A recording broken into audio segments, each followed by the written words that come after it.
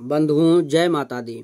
बंधुओं, आज हम श्री दुर्गा सप्तशती का चतुर्थ अध्याय आपको श्रवण कराएंगे, हिंदी अनुवाद श्रवण कराएंगे। तो आइए हम चतुर्थ अध्याय सुनते हैं। सिद्धि की इच्छा रखने वाले पुरुष जिनकी सेवा करते हैं तथा देवता जिन्हें सब ओर से घेरे रहते हैं, उन जया नाम वाली दुर्गा देवी का ध्यान करें। उनके श्री अंगों की आभा काले मेघ के समान श्याम है। वे अपने कटाक्षों से शत्रु समूह को भय प्रदान करती हैं। उनके मस्तक पर आबद्ध चंद्रमा की रेखा शोभा पाती है। वे अपने हाथों में शंख, चक्र, कृपाण और त्रिशूल धारण करती हैं। उनके 3 नेत्र हैं। वे सिंह के कंधे पर चढ़ी हुई हैं और अपने तेज से तीनों लोगों को परिपूर्ण कर रही हैं। ऋषि कहते हैं, अत्यंत पराक्रमी दुरात्मा महिषासुर तथा उसकी दैत्य सेना के देवी के हाथ से मारे जाने पर इंद्र आदि देवता प्रमाण के लिए गर्दन तथा कंधे झुकाकर उन भगवती दुर्गा का उत्तम वचनों द्वारा स्तवन करते हैं। उस समय उनके सुंदर अंगों में अत्यंत हर्ष के कारण रोमांच भी हो आया था।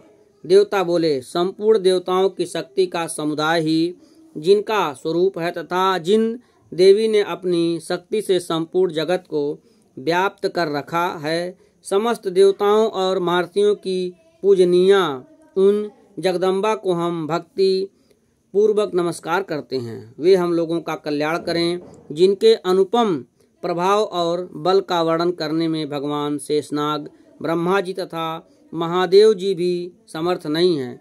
वे भगवती चंडिका संपूर्ण जगत का पालन एवं अशुभ भय का नाश करने का विचार करें। जो पुण्यात्माओं के घरों में स्वयं ही लक्ष्मी रूप से, पापियों के यहाँ दरिद्रता रूप से, शुद्ध अंतःकरण वाले पुरुषों के हृदय में बुद्धि रूप से, सत्पुरुषों में श्रद्धा रूप से तथा कुलीन मनुष्य में लज्जा रूप से निवास करती हैं, उन आप भगवती दुर्गा को हम नमस्कार करते हैं। देवी, आप संपूर्ण विश्व का पालन कीजिए। देवी, आपके इस अचिंत्य रूप का, असुरों का नाश करने वाली भारी पराक्रम का तथा समस्त देवताओं और दैत्यों के समक्ष युद्ध में प्रकट किए हुए आपके अद्भुत चरित्रों का हम किस प्रकार वर्णन करें। आप संपूर्ण जगत की उत्पत्ति में कारण हैं। आप में सत्व गुण, रजोगुण और तमोगुण है। तमोगुण, ये तीनों गुण मौजूद हैं तो भी दोषों के साथ आपका संसर्ग नहीं जान पड़ता। भगवान विष्णु और महादेव जी आदि देवता भी आप का पार नहीं पाते।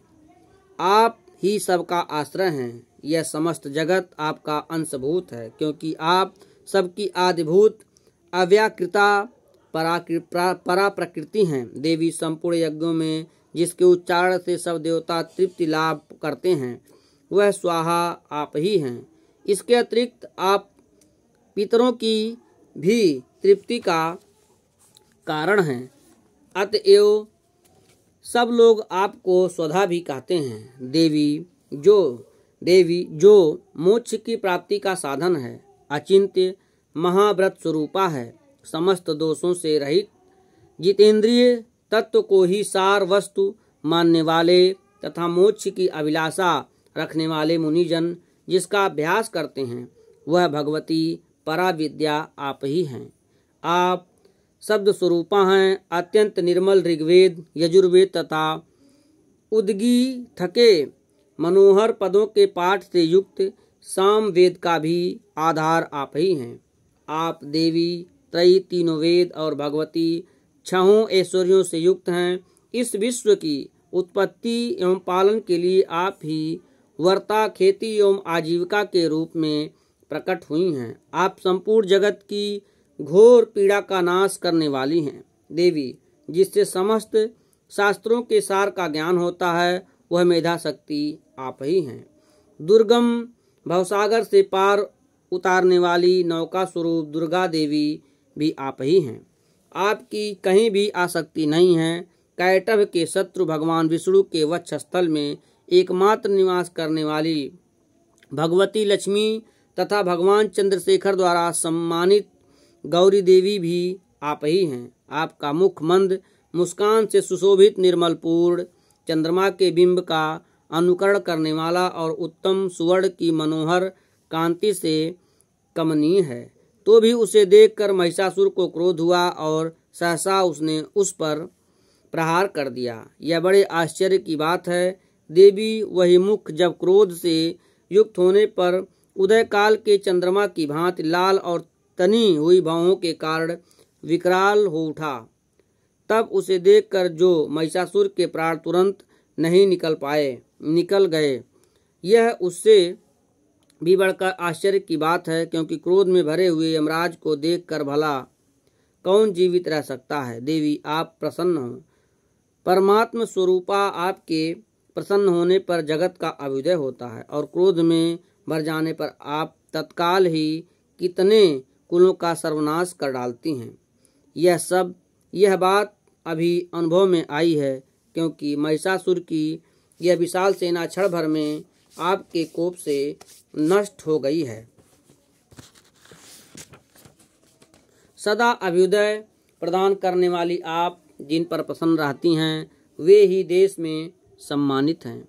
उन्हीं को धन और यश की प्राप्ति होती है। उन्हीं का धर्म कभी शिथिल नहीं होता तथा वे ही अपने हृष्ट पुष्ट स्त्री पुरुष और भृत्यों के साथ धन्य माने जाते हैं। देवी आपकी ही कृपा से पुण्यात्मा पुरुष प्रतिदिन अत्यंत श्रद्धापूर्वक सदा सब प्रकार से धर्मानुकूल कर्म करता है और उसके प्रभाव से स्वर्गलोक में जाता है। इसलिए आप तीनों लोकों में निश्चय ही मनोवांछित फल देने वाली हैं। माँ दुर्गे आप स्मरण करने पर सब प्राणियों का भय हर लेती हैं और स्वस्थ पुरुषों द्वारा चिंतन करने पर उन्हें परम कल्याणमयी बुद्धि प्रदान करती हैं। दुख दरिद्रता और भय हरने वाली देवी आपके सिवा दूसरी कौन है, जिसका चित्त सबका उपकार करने के लिए सदा ही दयाद्र रहता हो। देवी इन राक्षसों के मारने से संसार को सुख मिले तथा ये राक्षस चिरकाल तक नरक में रहने के लिए भले ही पाप करते रहे हों, इस समय संग्राम में मृत्यु को प्राप्त होकर स्वर्गलोक में जाएं। निश्चय ही यही सोचकर आप शत्रुओं का वध करती हैं। आप शत्रुओं पर शस्त्रों का प्रहार क्यों करती हैं? समस्त असुरों को दृष्टिपात मात्र से ही भस्म क्यों नहीं कर देती हैं? इसमें एक रहस्य है। ये शत्रु भी हमारे शस्त्रों से पवित्र होकर उत्तम लोक में जाएं। इस प्रकार उनके प्रति भी आपका विचार अत्यंत उत्तम रहता है। खड्ग के तेज पुंज की भयंकर दीप्ति से तथा आपके त्रिशूल के अग्रभाग की घनीभूत प्रभा से चौंधिया कर जो असुरों की आंखें फूट नहीं गईं, उसमें कारण यही था कि वे मनोहर रश्मियों से युक्त चंद्रमा के समान आनंद प्रदान करने वाले आपके इस सुंदर मुख का दर्शन करते थे। देवी आपका शील दुराचारियों के बुरे बर्तावों को दूर करने वाला है।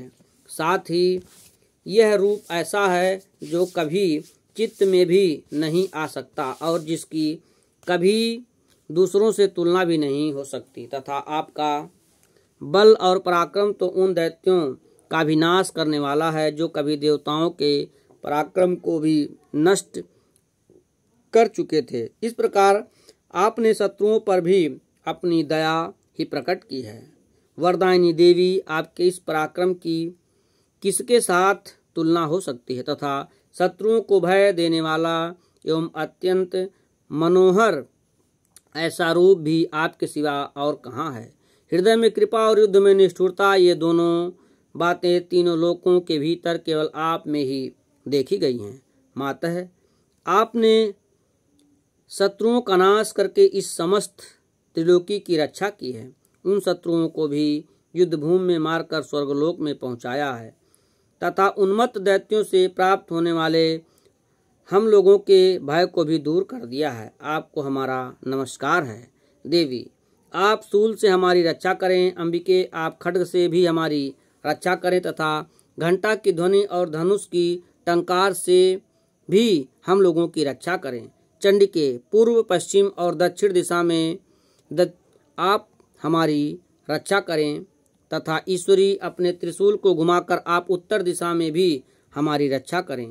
तीनों लोकों में आपके जो परम सुंदर एवं अत्यंत भयंकर रूप विचरते रहते हैं, उनके द्वारा भी आप हमारी तथा इस भूलोक की रक्षा करें। अंबिके, आपके कर पल्लवों में शोभा पाने वाले खड्ग, शूल तथा गदा आदि जो अस्त्र हों, उन सब के द्वारा आप सब ओर से हम लोगों की रक्षा करें। ऋषि कहते हैं, इस प्रकार जब देवताओं ने जगन माता दुर्गा की स्तुति की और नंदन वन के दिव्य पुष्पों एवं गंध चंदन आदि के द्वारा उनका पूजन किया, फिर सबने मिलकर जब भक्ति पूर्वक दिव्य धूपों की सुगंध निवेदन की, तब देवी ने प्रसन्न वदन होकर प्रणाम करते हुए सब देवताओं से कहा। देवी बोली, देवताओं, तुम सब लोग मुझसे वस्तु की अभिलाषा रखते हो, उसे मांगो। देवता बोले, भगवती ने हमारी सब इच्छा पूर्ण कर दी, अब कुछ भी बाकी नहीं है, क्योंकि हमारा यह शत्रु महिषासुर मारा गया। महेश्वरी, इतने पर भी यदि आप हमें और वर देना चाहती हैं तो